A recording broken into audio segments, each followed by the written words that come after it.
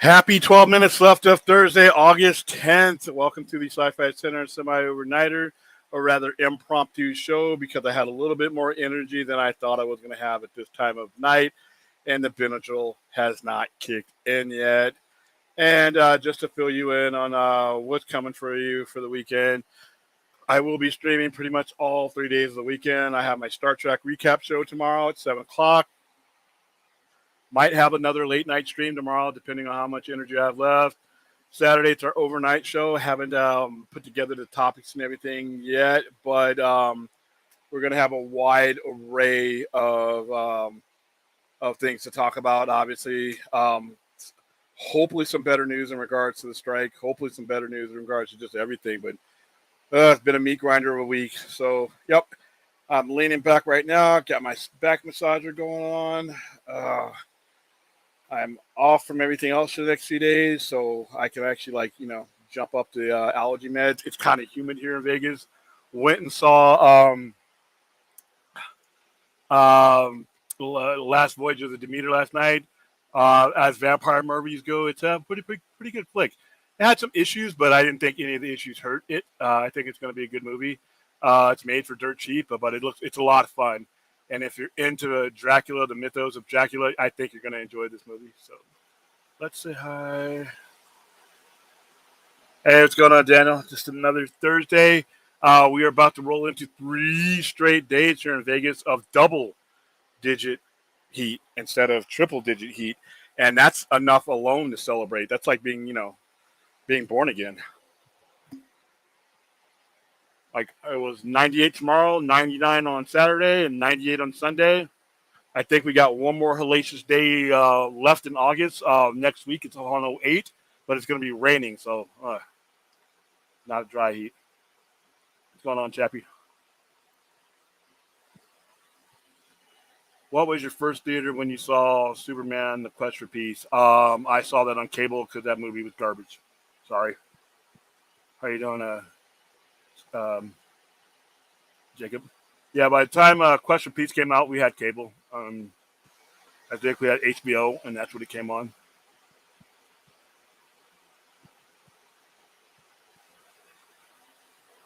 Hold on, I'm checking messages. Oh, that's weird. Okay. Okay, I knew this question was going to come up. William Donald's host Majority Maggie. Nothing was ever promised. Gal Gadot requiring Wonder Woman 3, nor was any definitive discussion. Gal Gadot's Wonder Woman continuing with new DC Universe. Oh, what was my first movie theater experience? For Man of Peace, or okay, Chappie, clarify that. You mean my first Superman movie theater experience, or my first theater experience in general? Let me know what you meant there. As far as the DC thing, listen, guys, and I'm not trying to throw you off, Jacob. I just don't care right now. Like I've been saying this whole time, the way this has all come together has been just bad. And I keep hearing people say, well, just let James Gunn cook. And why can't we just let James Gunn do what he's doing? Listen, that's fine. If you are assuming that this entertainment and retail game is fair, it is not. You are owed nothing. James Gunn may get the benefit of the doubt when he starts making movies 2-3 years from now. But right now, nobody at Warner Brothers Discovery is automatically, deserving of the benefit of the doubt. And given the way things have been handled the 5 years preceding and up to this very minute that we sit at right now, they really don't deserve it, in my opinion. You get benefit of the doubt by creating an environment that fosters that benefit of the doubt. So when news like Wonder Woman and all that comes in, I see the shitstorm that has been hitting WB and hitting James Gunn, fairly or unfairly, mostly unfairly. But like I said, what were you all expecting? I see a lot of people angry that everybody's jumping on James Gunn before he's even had a chance to make his first movie. That's part of being in the public domain and making movies. Whether it's fair or not is not relevant. It's what the consumer believes. It's the perception of the consumer. And if you want to build good benefit of the doubt and have that in your favor, you have to create an environment that generates that. And with the combination of the previous regime and the current one, they just haven't done that yet. So when news like this comes out, it gets polarized. Because people just don't trust the brand anymore. So it really doesn't matter what the subject or what variety covers.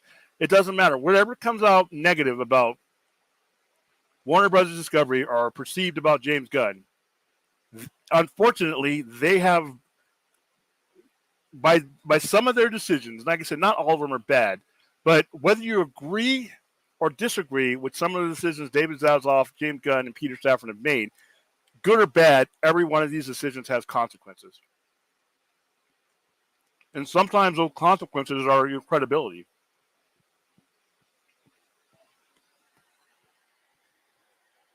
Is that fair? No, but it doesn't have to be fair. This isn't kindergarten. This isn't preschool.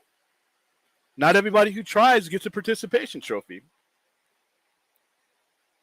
I mean, the environment that is out there has been earned. Now, not entirely by the current regime, but they've done their part. Even if you agree with your opinions about their decision notwithstanding, those aren't relevant to circumstances and to consequences. You can agree with a partial reboot, a full reboot, doesn't matter. If you make these decisions, you got to look at where your company is and where the credibility of your company is at the time you make them. And right now, some of the decisions that have been made, the company just didn't have the credibility for them to have the progressive effect that they probably want. But that's why I've tried to stay away from DC News, because no matter what comes out, they're not going to get the benefit of the doubt. And be honest with you, they haven't earned it yet. You can keep fair or unfair for if you got kids, preach that garbage to them. This is dog eat dog world of retail entertainment. Nobody has to give you shit as a fan. Nobody has to get excited for anything you got planned, even under the best circumstances. But the job of the retailer, the seller, is to make the case for you to give me that benefit of the doubt. And they just haven't right now. And that's not saying I'm against James Gunn or I think everything he's going to do is fail. But right now, the environment that all this news is swimming in right now is one partially of their own creation. And it's just something that they're going to have to deal with until they actually put something on the screen. Now, unfortunately, there's a long time between now and then. So we got day in and day out of this. So there you go.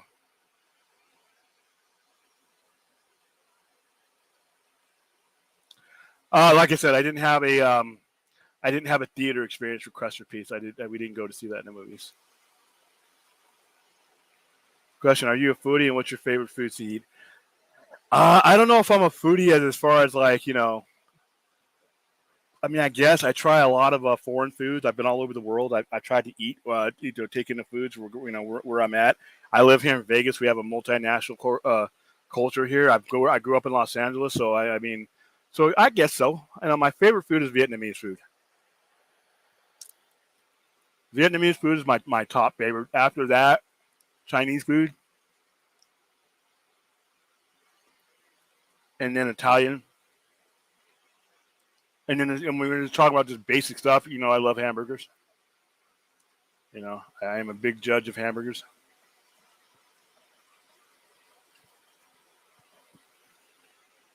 Oppenheimer is expected to finish the box office run, grossing under $900 million. Congrats! It's a well-deserving movie.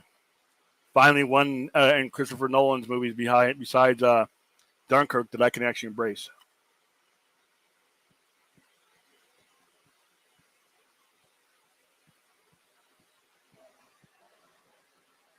If they had done it right, maybe. Once again, no matter what they do, they're automatically going to be in the shit house because of the way the transition was handled. You needed to, you know, like I said before, fanboys saying, well, everybody should just reboot and blow everything up. Fans can say stupid shit like that. Fans aren't dumping hundreds of millions of dollars in the advertisement. Fans aren't on the hook for hundreds of millions of dollars in financing. Fans are, their jobs are on the line. Their careers are not at stake. Fans can drop their trowel and shit out reboot and clean slate all they want to because they have nothing in the game as far as financially goes. So had the transition been handled right, even a reboot, you can't, like I said, trying to do a reboot right now, full reboot right now with zero credibility, you're asking for what we're in right now. You're asking for the environment that we are currently in right now. But once again, decisions have consequences, and that's where we're at now.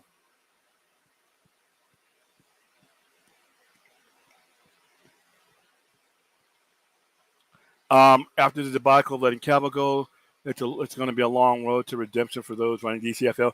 I think it's going to be a long, costly road. And if they don't have the patience for it, they need to get out now. Because this is not going to start pretty.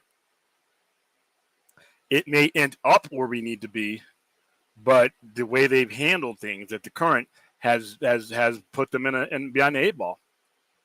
So we got to hope. And like I said, that's why I'm not getting too excited about anything going on. I'm not going to Blue Beetle at the moment. I'm probably going to skip Aquaman.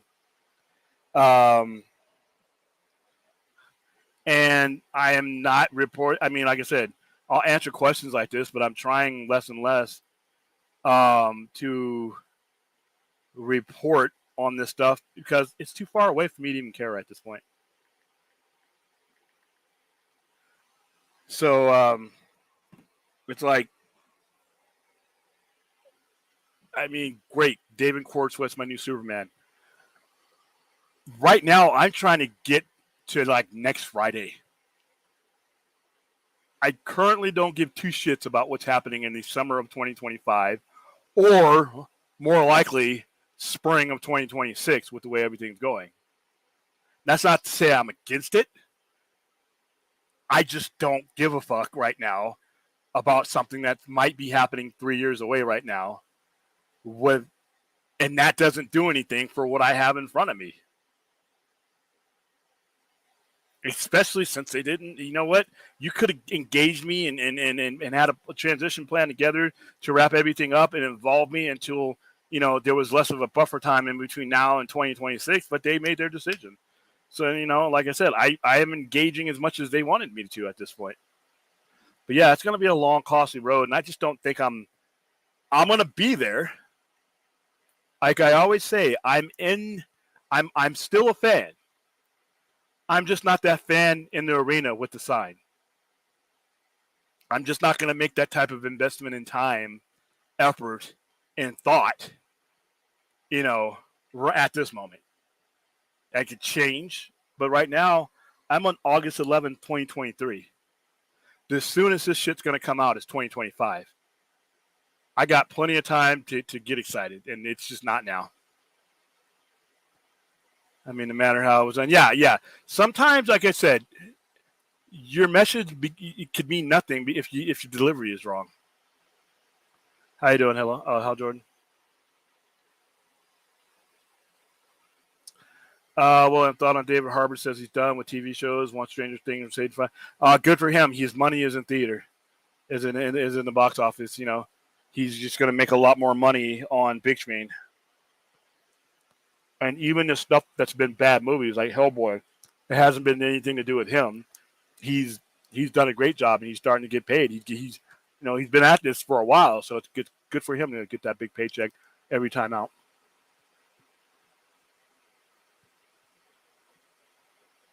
Yeah, James Gunn's going to have to settle it. And you know what? Like I said, I think he can do it. That's not a problem. It's just that as a fan, I just don't feel like being bothered with the environment that is that is going to come from the consequences of the early on decisions that they've made. The botched transition of all this, the way this is handled, the way this is being perceived. I just don't have time for it. And I just don't want to spend that kind of energy on it. So I'm, making them delivered ever. Like on our open mic shows like that, we'll talk about it because that's the questions you guys ask. But when we go to our structured shows, I'm going to make a conscious effort. Like when this week on, our Saturday overnight live show, unless there's some groundbreaking news that has to do with DC Studios or DC Films, we're not going to even touch on the topic because I'm just not on for that ride. I'm on for the ride for the approaching and finishing product, but that's possibly 3 years away. And the environment that they've created right now, both the previous regime and the current regime, is just not something I want to be involved in. And like I said, it's an earned environment, fairly or unfairly. This is what. There was a certain set of decisions and certain way of doing things. They chose one, and it has consequences.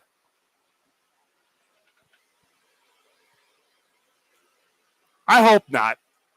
I hope. I think James Gunn has a better aim. I think James Gunn has a better, more achievable goal.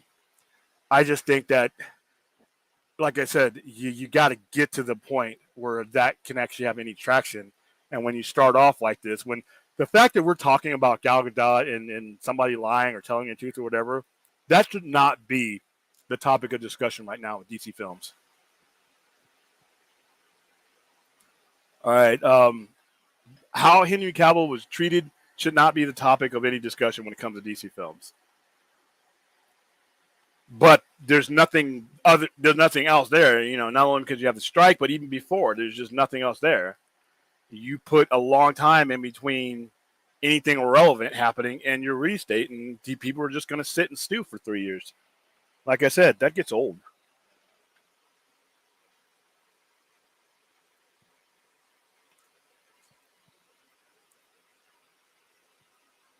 They're still my favorite, so they're still my standby. I'm personally invested in eating there, though. And they know my mouth has done all the talking they need to hear from me. Like I said, I'm probably going to put some of their kids through college.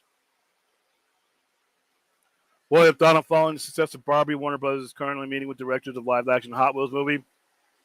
Sounds absurd, sounds ridiculous, but it could work.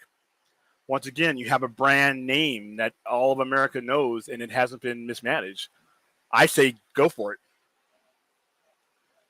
Mighty Rex, main issue is course correction. James Gunn, Suicide Squad, and Peacemaker is great because it improves on previous failures.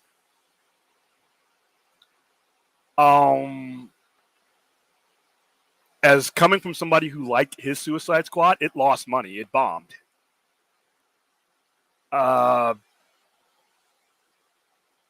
What failure did Peacemaker improve on? I like Peacemaker from episode 4 on. I didn't think it improved on anything. It was just an enjoyable piece of work. But the David Ayers, the original Suicide Squad, the one that was actually released, that was profitable. It made $750 million. And it wasn't really expected to do much. I like these two items that you brought up, Mighty Rex, but I don't see them as being an improvement on course correction. If you're course correcting, you're not if you're not having the box office that DC's had. I don't know where you had to have a bad course to begin with. And if you look at the box offices that have been since the last 5 years, they haven't made a lot of money. I mean, if you're saying course correct from that madness, yeah, because I think the Hamada regime, the Emmerich regime, was a disaster. So if the previous failures you're talking about are like Birds of Prey and things like that, but that's not a good barometer.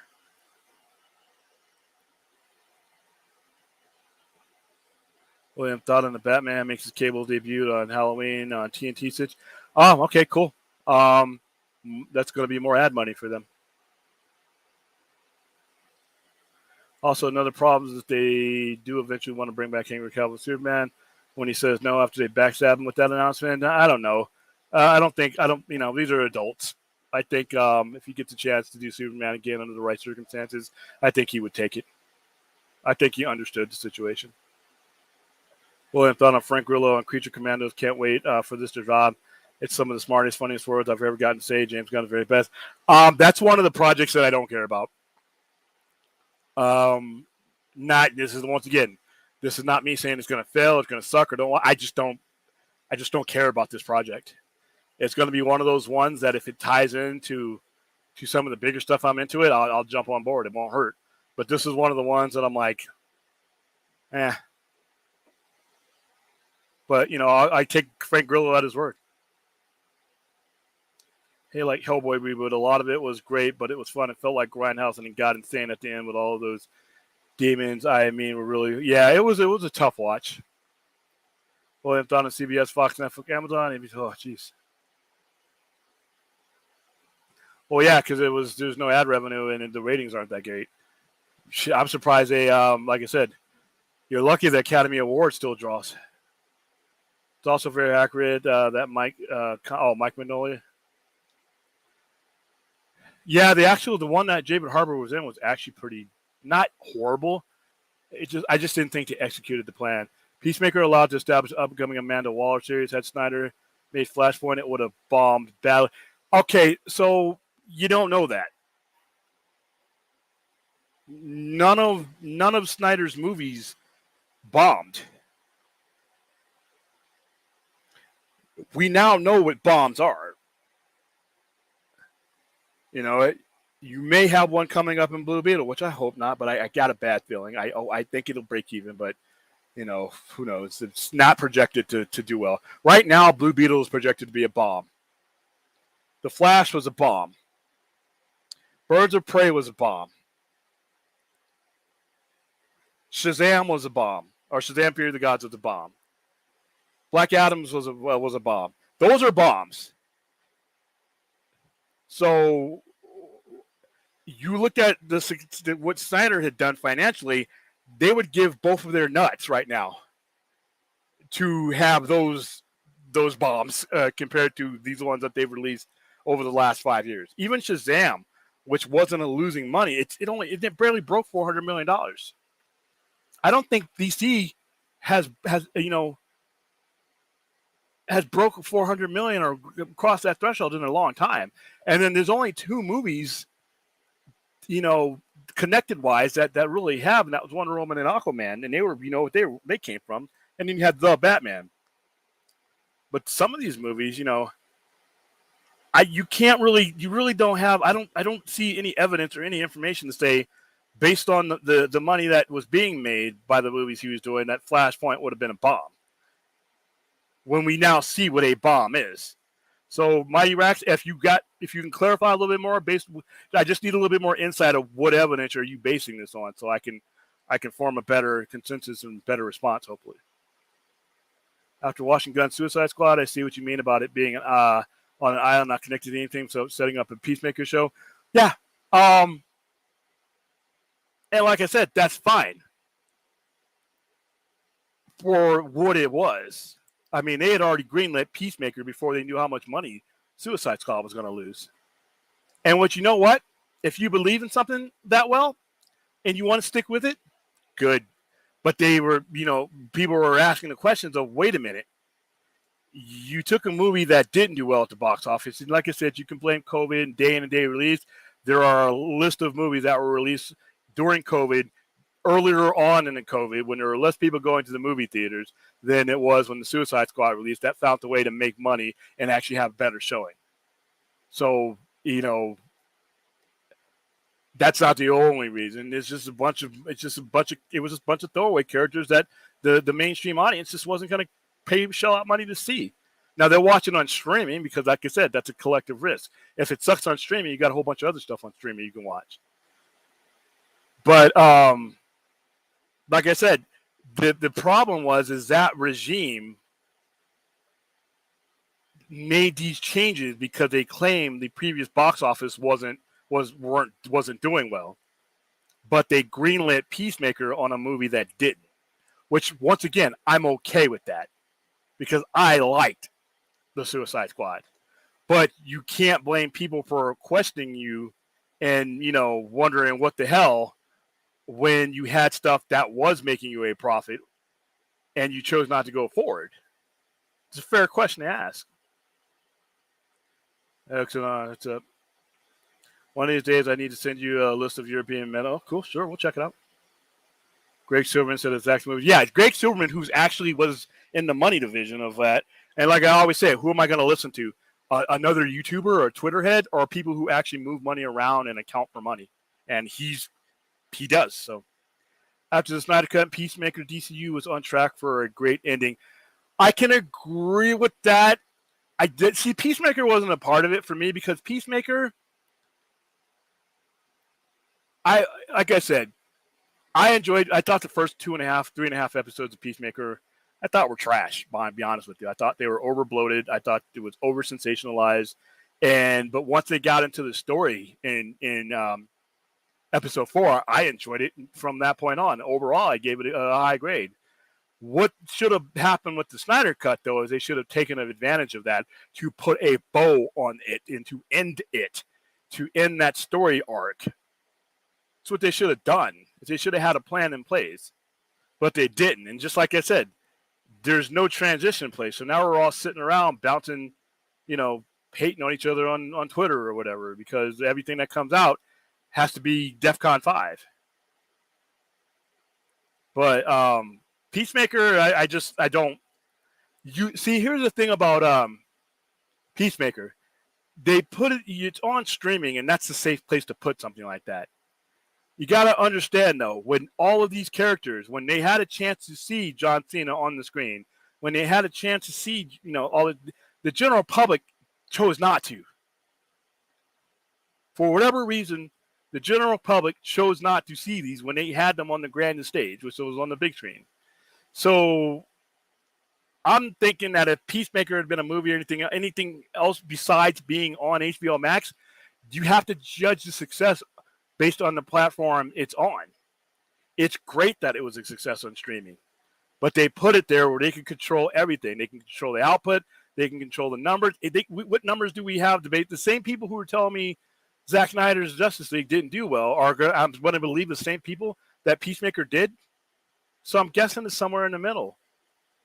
But Peacemaker to me is just a show. It's not the direction that DC needs to make. And I doubt that Peacemaker and the Suicide Squad is going to be the direction that he takes DC anyway, because its tone is appropriate for what it was. So yeah, if they would have wrapped it up, if they would follow too. And here's the thing, Mighty Rex, the biggest regret and the biggest mistakes that DC has that's going to plague them for the next 3 to 5 years is not following through. Not following through. There's several points that they could have followed through, wrapped things up, and been done with stuff, and they just didn't. Also, WB were dumb for letting someone else fund 2019 Joker when it went on to make $1 billion. It's always fun to win.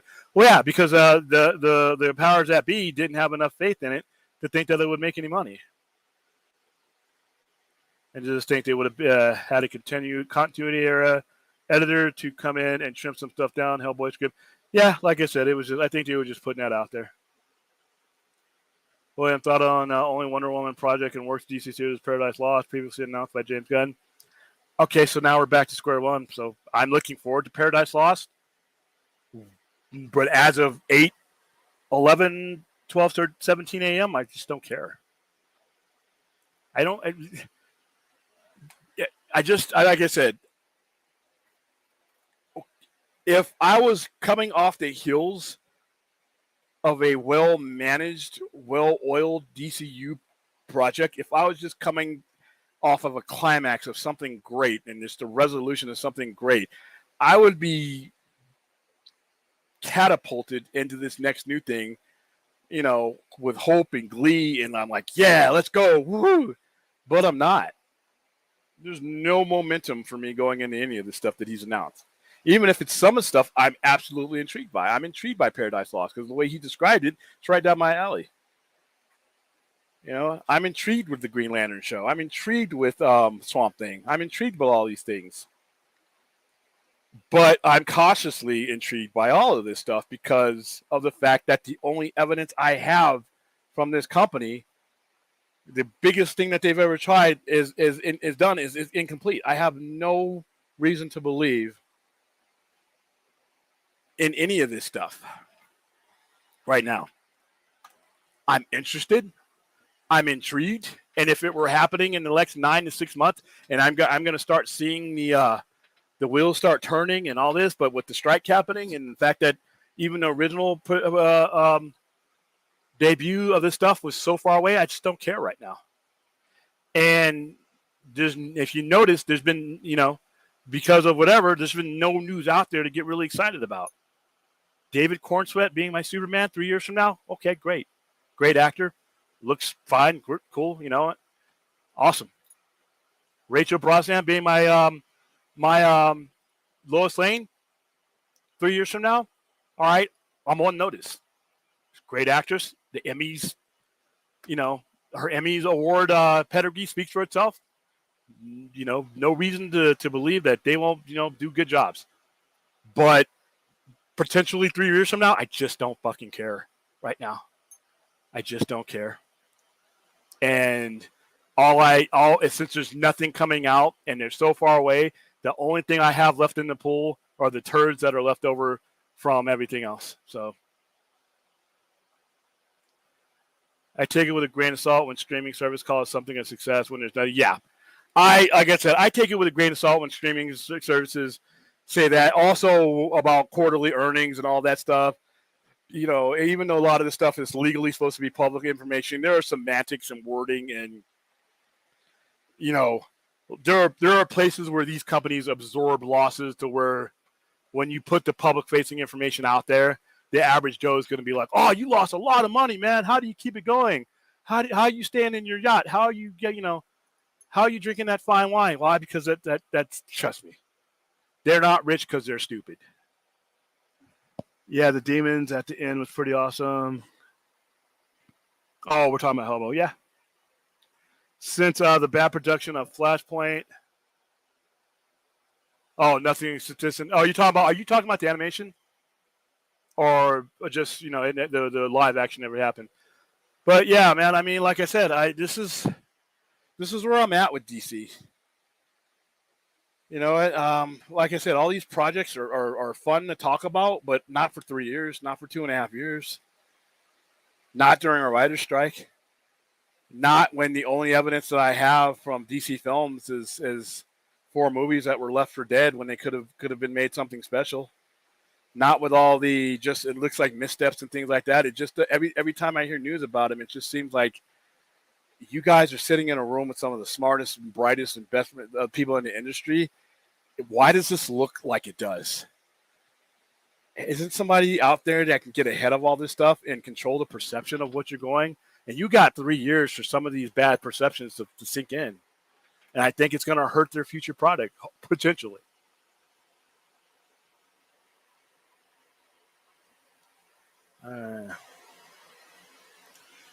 My favorite teen movie, Friday the 13th, Part 3 in 3D.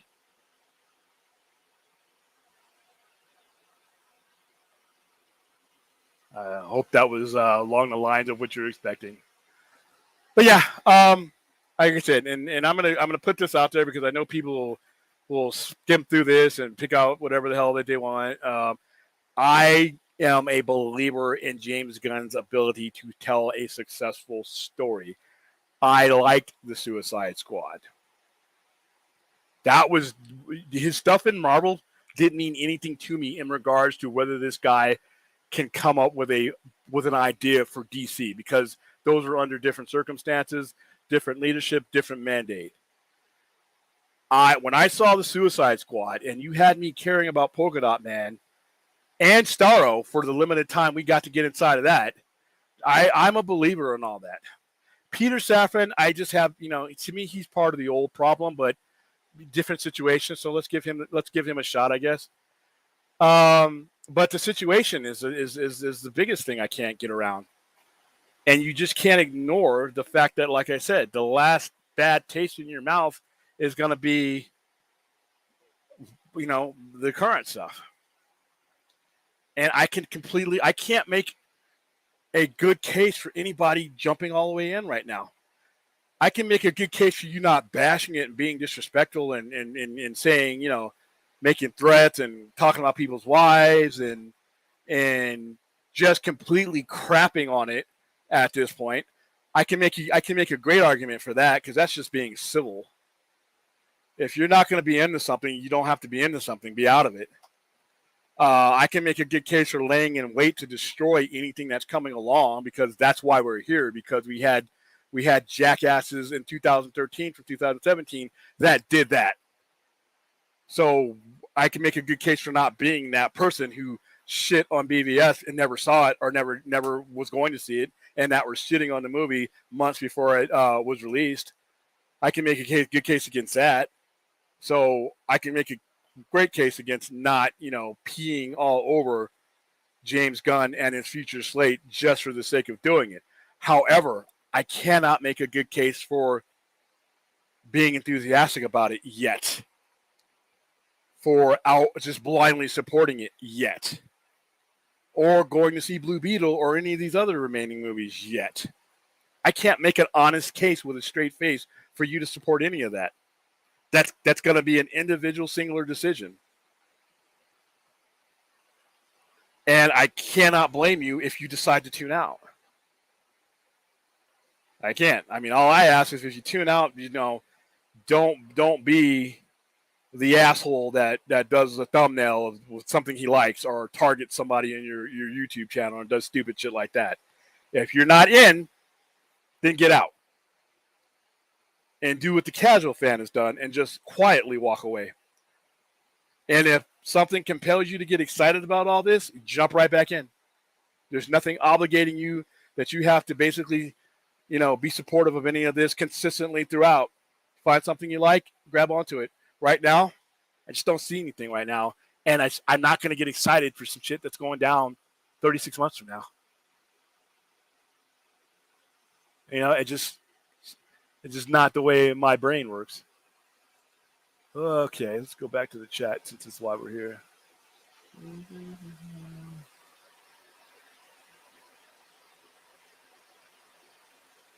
Okay, answered that one.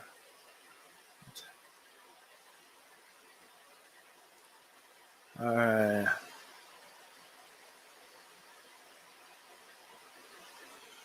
We should do a what good movies have we seen lately roundup. I just saw last Voyage of Demeter. I enjoyed it. I think Dracula, people who are, especially of those of you who read the novel, I think you'll enjoy that movie. Like I said, the last movie I saw before that in the movie theaters, I think, was it The Flash? I think it might have been The Flash. I enjoyed The Flash. The last one before that, Fear of the Gods, I enjoyed that one. Ooh, a lot of the movies I've seen lately that I've enjoyed are rewatches. I watched, ironically, the night before William Friedman passed away, I watched Exorcist 3, which I think is one of the most underrated horror movies of all time. It's an excellent movie. Forget about Exorcist 2 and go right from 1 to 3. Godfather Part 2 I watched over again. Obviously, I watch Blade Runner on a habitual basis, if I feel there. I watched The Arrival last couple of days ago. Just, every time I watch that movie, I get a different appreciation for Denis Villeneuve. And I watched Doom just recently. So those are the last couple of movies I watched as far as new movies. The next movie I'm probably going to see might be The Equalizer 3. I'm not sure. Yes, I am. Yes, I am. All 3Ds, baby. Death, dismemberment, and destruction. Those last two are basically gore for me. So, yep. The more, the better. I'm into trauma movies, baby. Come on. One of my concerns is the content being dependent on humor. David Harbour said Creature Commandos is some of the funniest things. You know what? And that's fine. That's fine. Because you know what? Star Trek Lower Decks is dependent upon humor. I don't watch it as much as a lot of other people, but that's just another piece of the puzzle that's out there for somebody else to enjoy. So I'm okay with that. I don't see me watching Creature Commandos unless it's a direct tie-in. But you know what? Have at it. Have fun. Oppenheimer is great on the biggest screen possible. And get that surround sound, get that Dolby or that Sony sound in there while you're at it. The Last Voyage of Demeter is CGI heavy or practical. What did you like? Without spoiling it, obviously there is CGI in there, but you don't notice it as much. I mean, you might because of the way you view film and you see it a lot differently. The weather and the night, it takes place in all the monster stuff. There's hardly any CGI in the daytime that I notice. But at nighttime, when you're actually dealing with Dracula and you're dealing with him in his feral form, it's CGI, but there's all kinds of stuff in there. I think it's really good CGI. Once again, someone else, some other cinephile could look at it and see like that shit. I'm not a guy who can really, where CGI really bothers me one way or another. The cinematography I think is good. And when you see Dracula, you see him all together and he's horrifying. And when he's hiding, he moves with such a quickness and a swiftness. And it's a savage, savage Dracula. This is the Dracula. This is not the Dracula we see in the streets of London, in the movies and stuff like that. This is the one on the boat that has no reason to be humanity, a human type person. He's very savage. What could have been a lot better? There are some common sense things in there that I'm okay with because all horror movies have stupid people in them. But there's some common sense in there. Once they realize certain realizations, I'm like, well, why didn't you guys do this then instead of doing this now? And I think without spoiling it, I think you'll see the movie and you'll be like, yeah, I see what William's talking about. It doesn't destroy the movie, though. There's one other aspect in there that didn't hurt the movie at all, but I'm like, shit, here we go type of movie. But other than that, I had fun with it. What is your favorite AEW show? Dynamite, Rampage, or Collision? Right now, it's Collision, but Rampage is right up there. Dynamite and Collision are top two for me. Rampage is just not enough. It's only an hour. So far, Rampage and Collision, Dynamite and Collision give you top tier matches no matter what. There hasn't been one Collision so far where there hasn't been a top tier pay-per-view level match. And the same thing with Dynamite. So right now, Dynamite, because it's newer, it's a different tone show. But Collision, because it's a newer, different pace show. But Dynamite is up there. Rampage is good, but it's basically a setup show.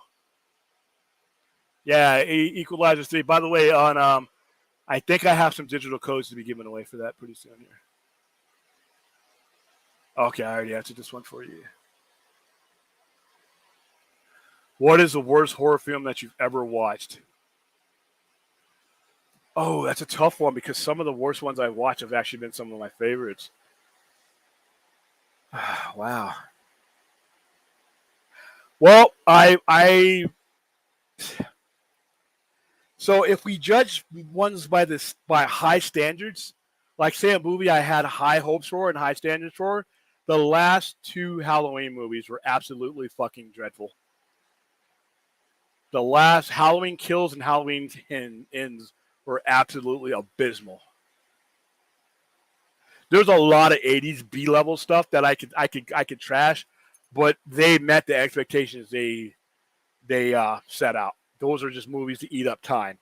This was actually supposed to be something more than it was. And the last two Halloween movies, Halloween Kills and Halloween Ends, were absolutely atrocious. So those two would be tied for the worst one that I've watched.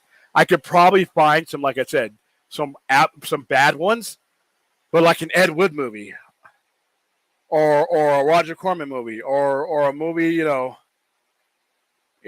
One Dark Night, which was a low budget horror movie with Meg Tilly in it, or Jennifer Tilly in it. You look back on it today, and that's a horrible movie, but for its time, it was top notch. So for me to judge one that's bad, I would have to judge it on modern standards, and I'd have to throw those two Halloween movies in there. But I personally unabashedly love Grindhouse movies. So do I. Generous when it comes to Grindhouse movies. I'm a connoisseur of Grindhouse. I didn't think The Nun was very good, but I didn't think it was very bad either. Same with Insidious. It was just there was just nothing. The hype going into it was like people were like, "Oh, you're gonna jump out of your seat." And I'm like, no, I didn't. Yeah, you out of your mind. You are out of your mind. It's all subjective, I guess, but that movie blew. Should the new Swamp Thing resemble a low budget? You know what? I always say you get what you pay for.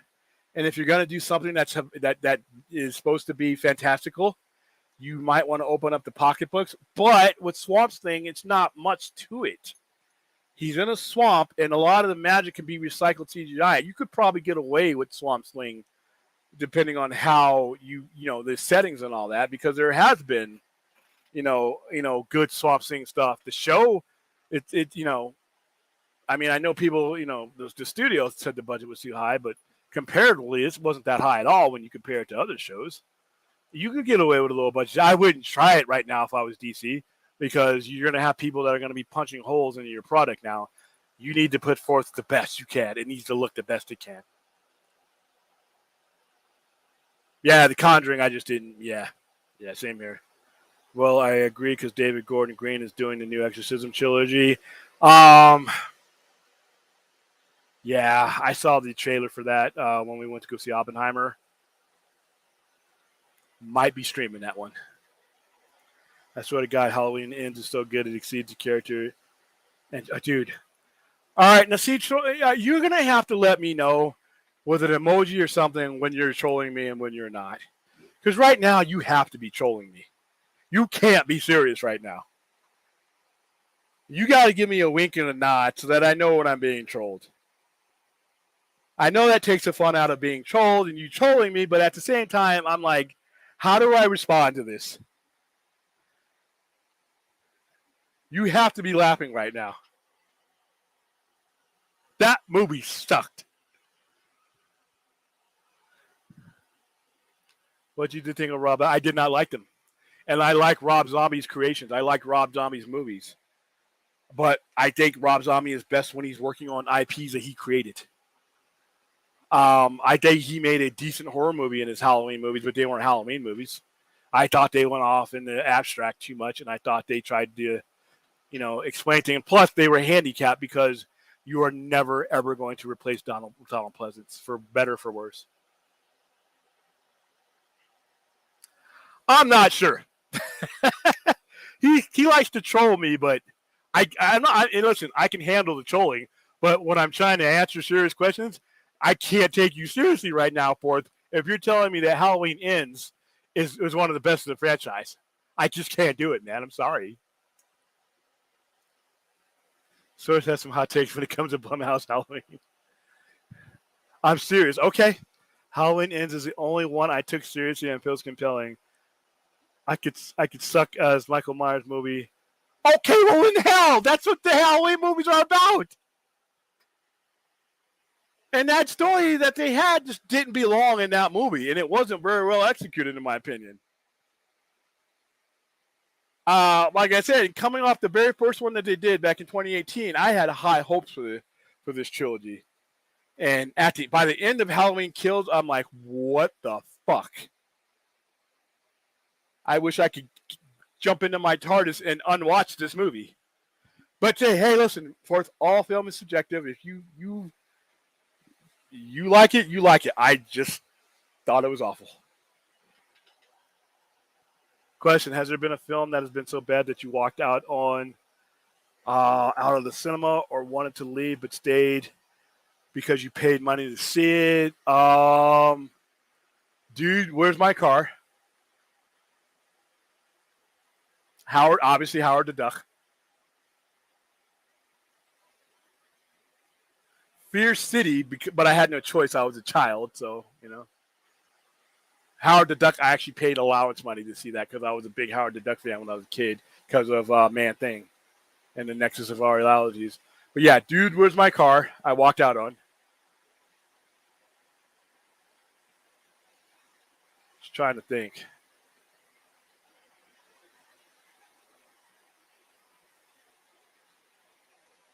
Oh, Thor Dark World. I walked out of Thor Dark World. And I paid money to see that. Because Rob Zombie Halloween easily could be my second favorite of the franchise. Yikes. If it wasn't for Scott Taylor and Laura, she's a weekend ladies. I just didn't get a good vibe. But like I said, if you guys like it, you guys can have it. The kid dancing with the chick in the club was so stupid. Yeah. H ends. Yeah, I needed to. Was the only tonally consistent chapter in my. That's fine, man. Like I said, I'm not going to knock you for liking it. I just fucking hated that movie. I can believe he was involved in the first one, especially the way it was shot in the cinematography. I can believe every bit of John Carpenter was involved in the first Halloween, the 2018 one. Yes, I definitely can. Those other ones, I walked out on Bad Grandpa, House of the Dead, Pitch Black 2. Those are bad ones. I really don't like anyone after.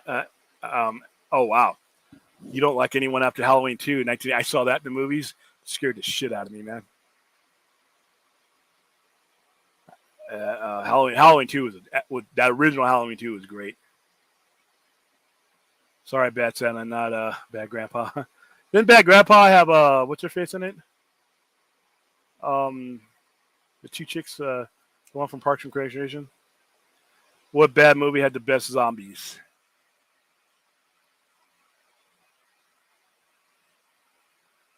It's a tough one for me.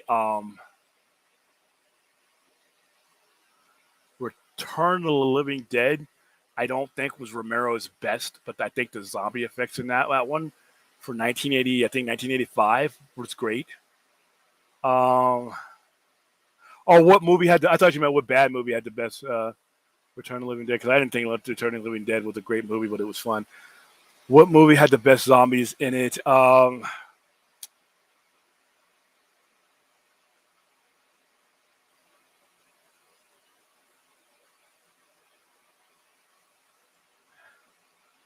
You know what? The most recent one I saw was Army of the Dead. I'm say Army of the Dead.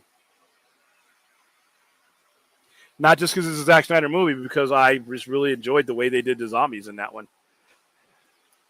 Everybody else has done zombies, but they've been generic. I mean, you had a 28 Days Later, but I don't really count them. I count them as zombies, I guess. Oh, we're talking about Halloween, yeah. Well, in the first one, I think he was hands on. Second and third one, I just didn't get a. I don't know. I just didn't get that grab me and pull me into the theaters. Let's see. Oh, I'm siding with the producers on the strike because I was reminded how Hollywood acted towards everyone during the pandemic, like it's so easy to go without work. Uh,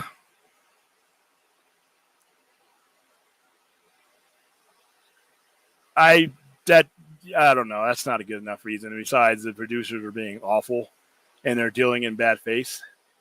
So no, I can't side with the producers on this simply because of the fact that A, they're lying.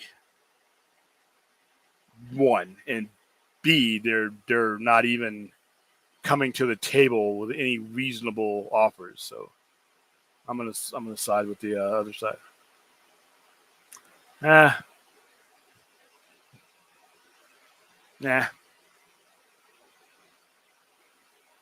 Yeah, and I remember if you look at that movie, I was watching with a buddy of mine, just in retrospect, and like I said, for what he had to work with, but I just never caught on to that movie. Favorite line of a movie that isn't popular.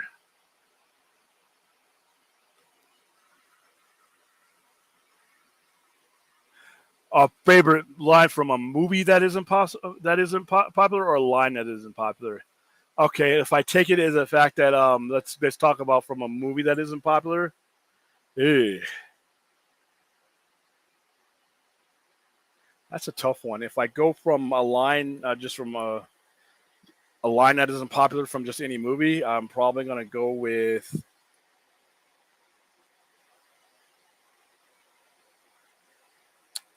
Man, damn, you guys hit me with these, and my brain's not ready.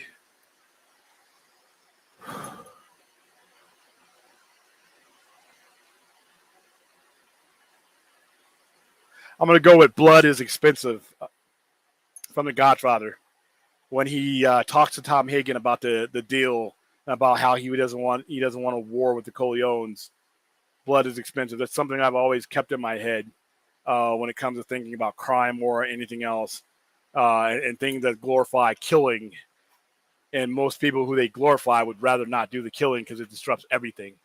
So that's a tough one, man. Alan Harwood scores the best the entire franchise. Ooh, okay. I don't have any stuff against Scott Taylor as a person. I just don't like the interpretation of Laura. Just didn't like the whole thing. Did you watch Rob Zombie's and Monsters movies? Yes, and it was awful. And that's what I mean. I know what Rob Zombie can put out. When he does his own stuff, he's at its best. Buster Rhymes, Sidekick, and Michael Myers definitely belongs in the Halloween Hall of Shame. Yeah. That Exorcist trailer looked corny. Yeah.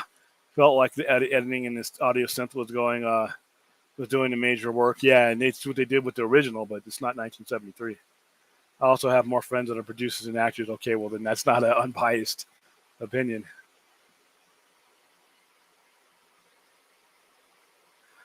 Oh, favorite unpopular line from a popular movie. Anything from Fast Times at Ridgemont High. The beginning of Rob Zombie Halloween always cracks me up. Just how disgusting dialogue. Yeah. Strange Marvel theories. That line makes sense 100%. Yeah. I could quote The Godfather. I can, if I ever had to for money, I could recite The Godfather back to you. That and Blade Runner. I could lip sync Blade Runner. That's how much I know that. Any cut you want to give me, I could lip sync. I could recite Blade Runner and Godfather back to you. You hear Taylor is releasing 1989 again? Yeah. She's been doing that, remember, because the record studios or whatever had intellectually owned the versions that she released. So she's releasing everything so that she can make her own money off of it. She did that. She's going to do that with all her releases that were prior to her old record label. Man, that woman just craps money. Hey, Up Yours with a twirling lawnmower from the first Elm Street by Robert Lane.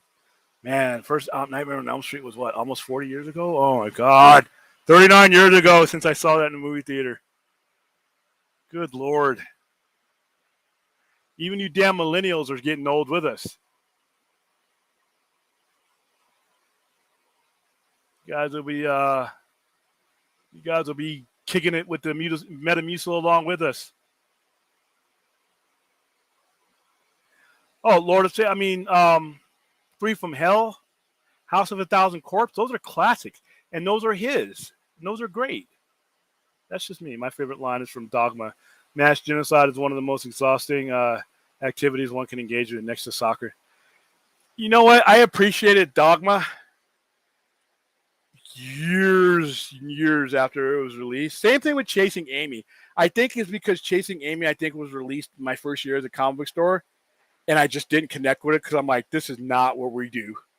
It's like the guy from The Simpsons, the comic book store owner from The Simpsons. I fucking hated that guy, because it made us all look like that guy. And I'm like, that is not what we do. We do not look like that.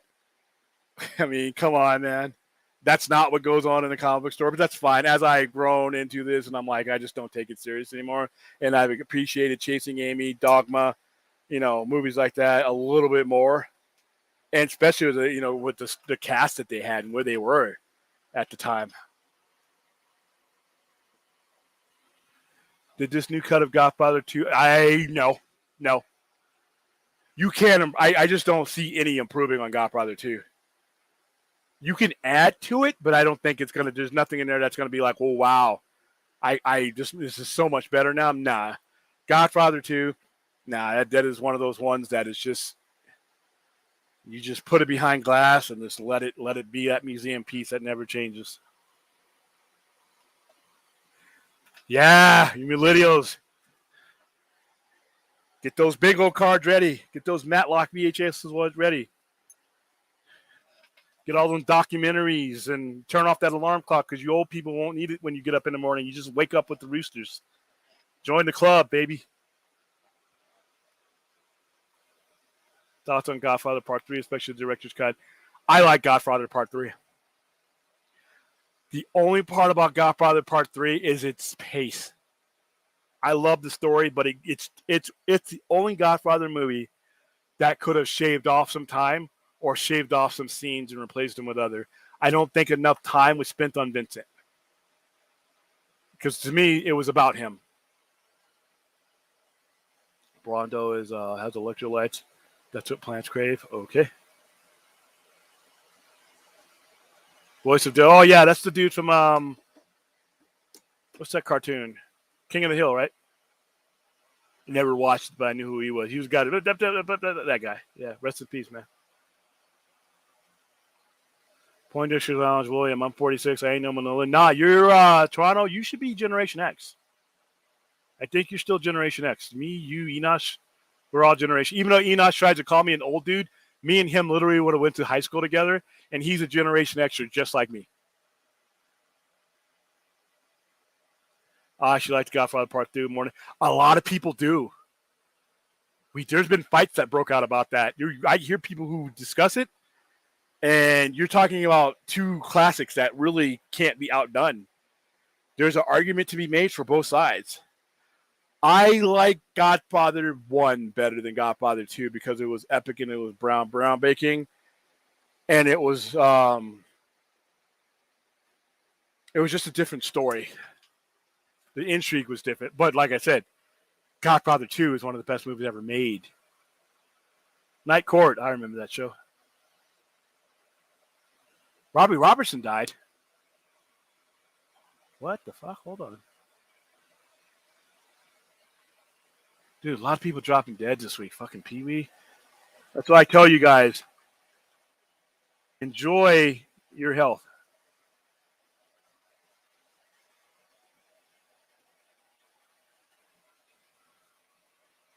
Enjoy. Oh, let's see.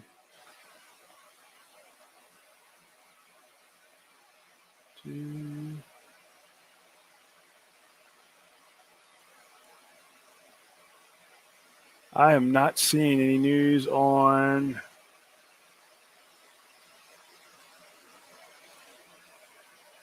Hold on.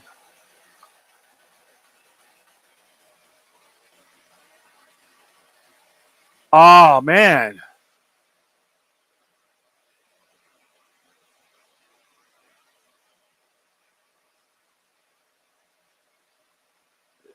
I did not see this today.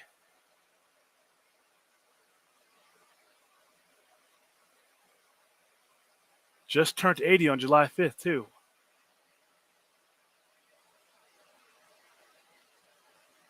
For those of you who don't know who he is, if you've ever listened to Dylan for a good portion of his career, he was a guitarist. I mean, from like, I think, 64, 65 till maybe 74, 70. I mean, for about a good chunk of Dylan's career. Man, oh, jeez. I'm going to try. I know it's at 1 o'clock. These last couple of weeks have been bad. There's been some stuff that we've had to deal with, center-wise, and then I've had movie promotions. And the next few days, I got, some other stuff going on we got to get ready for.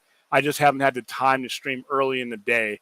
Night times I'm good with, but early day streams and things like that, it's right in the beginning of Friday. So I'm going to try to get on. If the link is there and I have some time to give them at least 20, 30 minutes, I'll give it a try, but can't make any promises. But the early, Fridays and Saturday in the AMs and the early afternoons have been really tough lately. You never seen Idiocracy? No. Has anyone seen the last one? Yeah, I saw it. I thought it was great. Had a lot of fun with it.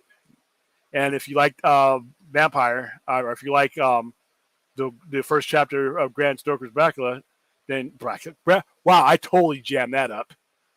Bram Stoker's Dracula is Bram Stoker's Dracula. Then you'll love this movie. I think you'll have a lot of fun with it. Yes, thank you. Godfather Part 2 is a very good movie. I never understood the hate because of Sofia Coppola. And yeah, she's not the best actor, but she didn't ruin it. No, the pacing of it really hurts. And like I said, if you really, really focus the majority of that movie, more so than they did on Nicholas Andy Garcia's character, then I think it would have been a better movie because all those other characters were old and they didn't bring out the same emotions that they did in 1972 and 1974. You got to realize that was 16 years later, and storyline almost 30 years, 25 years after the second one, because the second one took place in 1957, so it's 20 years. The second Godfather took place in 1957, 1959. Because it was right before the revolution in Cuba. And the next one took place in 1977. So you're talking about 18, 20 years. The characters had aged. The actors had aged much more than that, it seemed like. And it's just the characters that were compelling in that weren't strong enough to carry the pace of the story. Andy Garcia's character, Sonny's kid, was. And it just wasn't enough. I don't think he drove the movie like he should have. And I always hear that Puzo did something for another Godfather movie. If they did, I need Garcia to play like a John Gotti type. That would be wonderful. So that's but even then, I think Godfather 3 got nominated for an Academy Award. It lost out to Dances with Wolves, which was kind of boring. Wasn't a fan of Dances with Wolves. Same here. Like you're going to hate on a very good movie just because one actor is stupid. Yeah, we never watch anything. Again? Jeez. Abraham Lincoln Vampire Killer should have been a way better movie. Agreed. Monkey Jeebus, Lloyd Christmas voice. So you're saying there's a chance? Ah, jeez. Oh, Dumb and... Yo, you know what? I'm sorry. Movies that I walked out from. Dumb and Dumber. The original Dumb and Dumber. I lasted an hour and 4 minutes into that piece of trash. And I got the hell out of there. I left. I was with other people. I left and went and go play at the arcade that the theater had and waited for them to come out. I couldn't take any more of that movie. Pointer Shalon, do you still have interest in getting me on a stream because the strikes have plenty of time to spare? Sure. Sure, might even get you on Friday. Yeah, I really enjoy having a conversation with those guys. It's just like, fuck. And like I said, I'm going through some negotiations with some things that are really kind of leave a lot of stuff up in the air, and that takes that's taking up my daytimes a lot. So yeah, he was that's what he that's I brought up Dylan because I figured a lot of people in this crowd and our thing might not know who he was other than that. Well, a lot of movies did. Yeah, well, I used to love her on Saturday Night Live. Demolition Man was actually an underrated movie. Yeah, no Tom Hagen. They couldn't negotiate. To me, that hurt it really bad. Still a great movie. Still deserved the Academy Award nomination. But yeah, not having Tom Hagen in the movie after where they left off with him at the end of part 2 would have been real interesting. Yes, I did. That's where I realized just how great not Francis Ford Coppola, Gary Oldman truly is. And that Gary Oldman could do anything, play anyone. His Dracula is an all-time great for me. And I like I said, it's a love story. Yeah, all right. But I love the way it was executed. I for the most part, I like my vampire movies to have blood everywhere, arterial spray everywhere, blood sucking everywhere. Larynx is being ripped out. But Francis Ford Coppola did a wonderful job with that movie. Keanu Reeves is in that movie looking the same way he does today. New Exorcist will have a bunch of lame callbacks to the original. The main character will be walking, pumping the same pumpkin. I know. And they'll get the same praise. But you know what? The best Exorcist movie to me is Exorcist 3. And it calls back to very little until the end.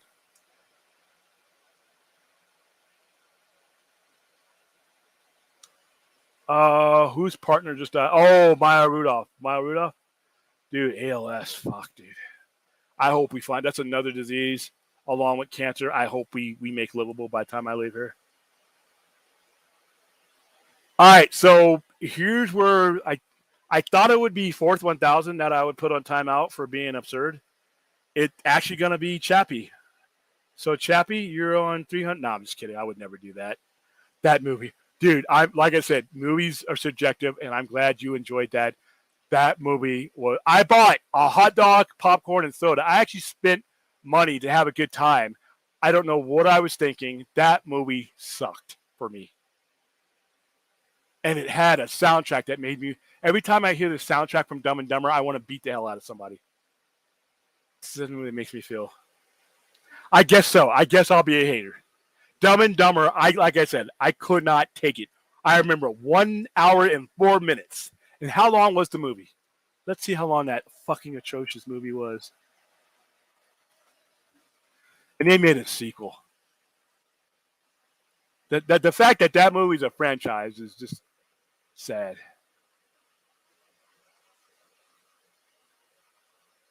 That movie was an hour and 6 minutes long. I lasted almost. I would never forget that. I will never forget that. That was during Christmas time, and I forget what else came out that year. And I was with my Army buddies from my reserve unit, and we were on I think it was ATs we were on because we took two ATs that year. And I saw this. It was in Kentucky. I saw this piece of shit movie.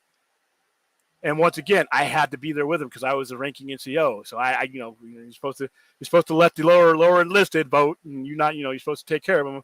Ugh, awful, awful, awful movie. And the fact that this got a sequel, they made this piece of shit for $17 million, and it made $247 million, and it had a TV series. I can't get a third season of Terminator Sarah Connor Chronicles. I couldn't get another season of Firefly. I am fighting to get another season of Mindhunters. But if there was ever 1 minute of a Dumb and Dumber TV series, that's an absolute crime.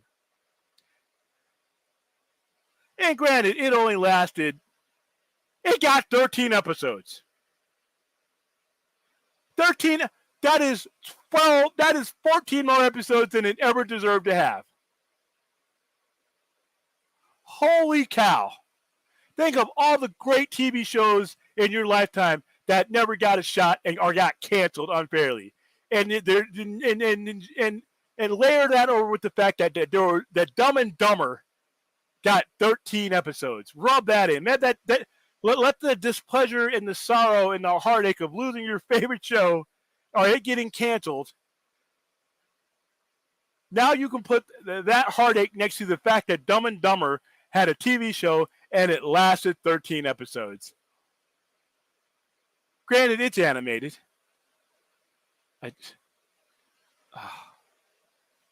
Oh my goodness. We're all going to hell now. I didn't. Me, myself, and Irene are so unrated. You know why? Because it's bad, Azteca. I'm sorry. Did you see Indiana Jones 5 yet? On what are your thoughts? No, I have not. No, I had not. I sent a bunch of people to go see it, but I never got to see it. So yeah. Yeah, I guess. Like I said, and if I had never seen it and just turned it on TV and said, you know what, this is stupid, and just turned it, I actually spent money to go into that movie. Were you a fan of Judge 2012? Yes, I was. Yes, I was. That's Carl Urban, right? Yeah, I was. The last two are bad fan fiction. Well, the first one was. Yes, it was, and it was very gory and violent, too.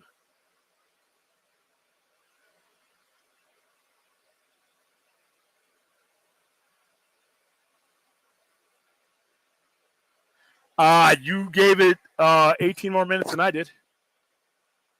Yes, The Mask is definitely a classic. It actually, in my opinion, was true to the comic.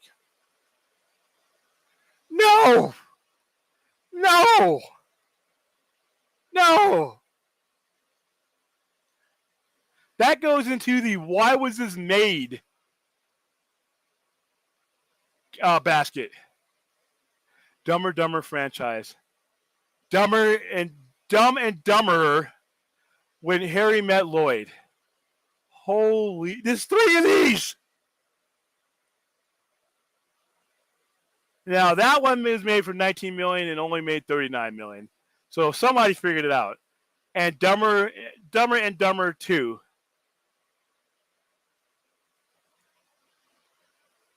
Oh my God. 2014, 50 million made 160 million. What was going on, guys? And this is the thing I have about Jim Carrey. And I think Jim Carrey is actually a better actor than the movies he's been in. And this is why when I watched Eternal Sunshine of the Spotless Mind, one of my all-time favorite movies. One of the more underrated movies he's done. Underrated, period. The movie that Kate Winslet should have won her Academy Award for, and the one that he should have been nominated for. But when it comes to Jim Carrey, there's like 2 movies that I can sit through. The rest are just stupid. And I know I'm going to catch heat for this. I know I'm going to catch heat for it. You know what's coming. I can't stand the Ace Ventura movies. Those make me nauseous. I can't be near food and talk about Ace Ventura movies. But I think Jim Carrey's a potentially one of the great actors ever. But he's just in roles that just like, I can't watch you, dude. Peter Pumpkinhead, okay. Pineapple Express was better than Step Brothers. That's not saying much. I love Dumb and Dumber. Listen, dude, Vince, come on, man. You're killing me. But 2 sequels are 2 worst sequels. Okay, what were you expecting? You couldn't have gone into Dumber 2 and 3 expecting The Godfather 2 and 3. The movie was declining while it was on the first one. I mean, come on now.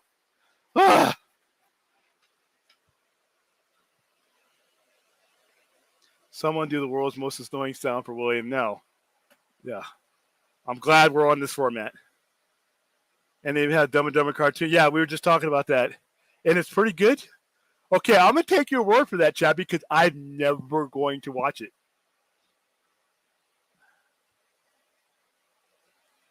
I try not to bring up politics on either of these ones because, like I said, I could alienate just about everybody with my politics. But, yeah, Trump.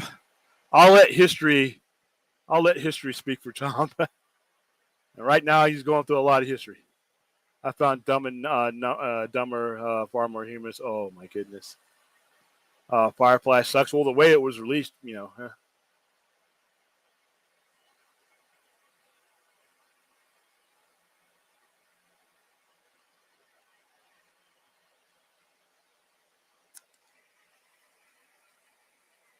You know what, Chappie? You've been trying for quite a while. You've been trying for months on end. And while I still think Howard the Duck is the most ridiculous attempt at a film ever made, if this were a race and I'm on the horse headed towards the finish line, if I look to my immediate right, Dumb and Dumber is neck and neck with me. You might have found the movie that could overtake Howard the Duck as the dumbest movie of all time. I'll have to think about that one.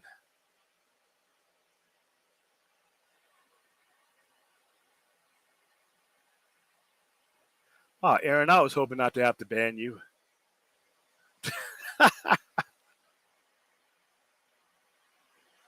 Nah, it's not going to. I could be wrong, but I doubt how that ended.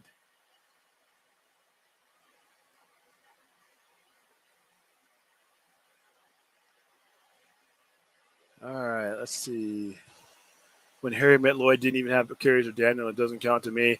The movies that they're in shouldn't count for you, but that's all. It's up to you, man. I will take the alternative. I would rather than watch Dumb and Dumber, a movie I paid for and walked out on. I would rather have a pit bull just bite me right in the dick.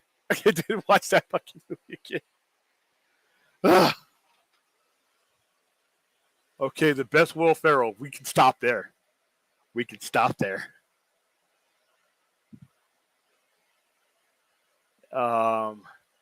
He's not being a jackass as a stranger in fiction. I'll have to see it. I haven't seen that. I can't get past Whenever there's a Will Ferrell movie, I can't get past the Will Ferrell part to actually go see it. I cannot. I don't. He's another one. I'm pretty sure he's good, and he could probably act a lot better than the movies he's in. But he's in buffoonery movies. I just can't buy into. Just can't do it, man. Let's see. Wow. Blah. All right.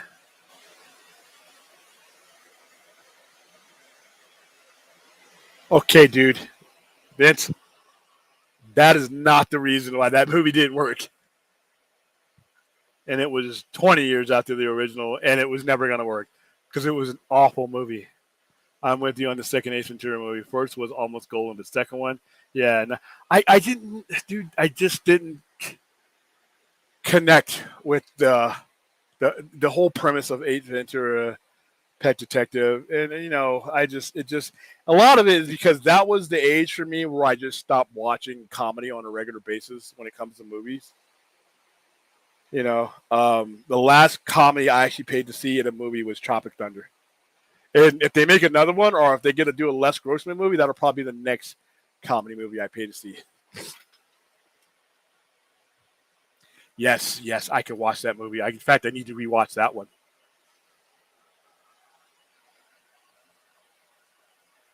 Haven't seen those. Sunshine of the Spotless Mind and number 23, directed by Joel Schumacher, is great as well. Um, I like number 23. I didn't think that was his best performance, but I like it. Eternal Sunshine of the Spotless Mind is his best performance, other than the Riddler, because I think he did a great Riddler. But in this dramatic performance, I thought the fact that he didn't get nominated that year was complete horseshit. And I thought that Million Dollar Baby wasn't a bad movie, and Hilary Swank is a top notch actress. I don't think she should have won that year for that movie. Oh, 100%. 100%. I predict a lot of stuff is going to get canceled, and we don't even know yet. I think we're about to. If we don't get anywhere soon, yeah, you're gonna start getting this stuff in waves. Okay. Changing the Fiction is great. It's about someone writing a book and it ends up being his life. It's not typical humor. And this is Will Ferrell. All right. I doubt the network's getting. Yeah, me either. Yeah, yeah, that was bad. Dana Carvey. Yeah, 20 years.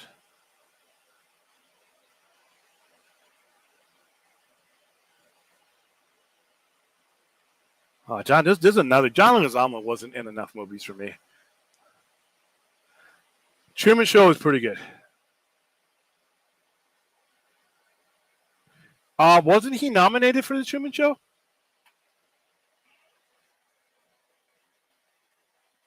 think he was nominated.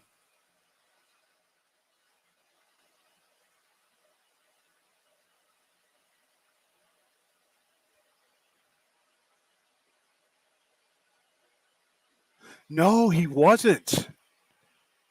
Ed Harris got nominated for Best Supporting Actor. Best Director, Peter Weir. Best Original Screenplay was Andrew Nucket. That was wow.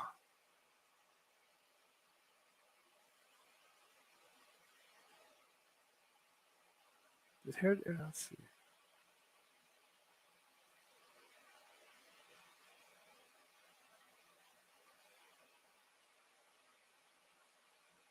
Wow, he didn't get. Has he been nominated? I know he didn't. He get nominated for. I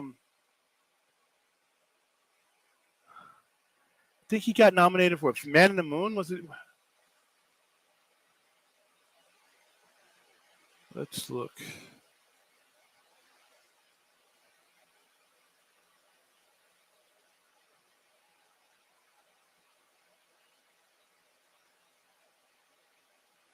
All right.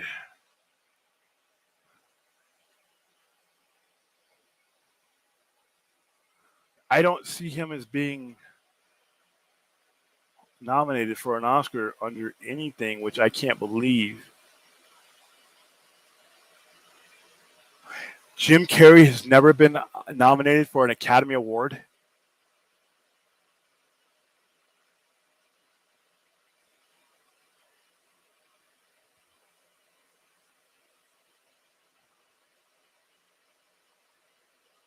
Wow, that is hard to believe.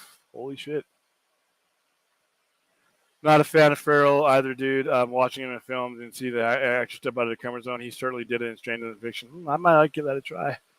I was watching older movies and I was shocked that Gone Girl wasn't even nominated for anything. But lead actress, she did a great job, by the way. Rosamund Pike. What? You're crazy. $1 Million Baby is a great movie. And Hilary Swank is amazing in that movie. She definitely deserves. No, nope, nope. Not over Kate Winslet that year. I'm sorry. And this is not a knock against Hillary, and she was amazing in that movie, but not over Kate Winslet in Eternal Sunshine. Now she earned it, and Boys Don't Cry, but no, I'm sorry. She let's see, hold on.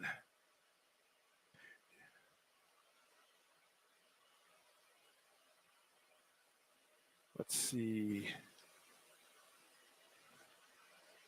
She and that movie did win, but it won an Oscar.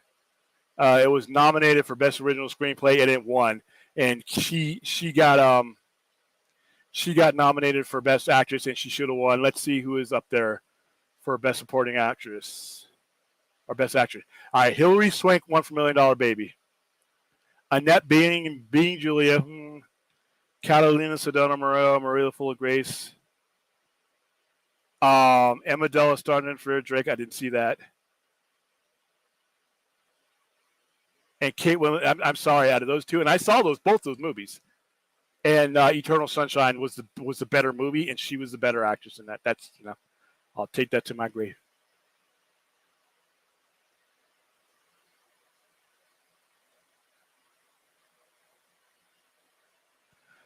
No, it wasn't. All right, guys, I've been on for an hour and a half. I am going to troll on into the next day here. I will see you all tonight at 7 p.m. for our Star Trek Weekly show, and throughout the weekend on various streams. I will be streaming on Sunday. I will be streaming on Saturday for our overnight show, and I will be streaming tomorrow night. So thank you guys for being the best part of this YouTube experience, and I will see you all later on today.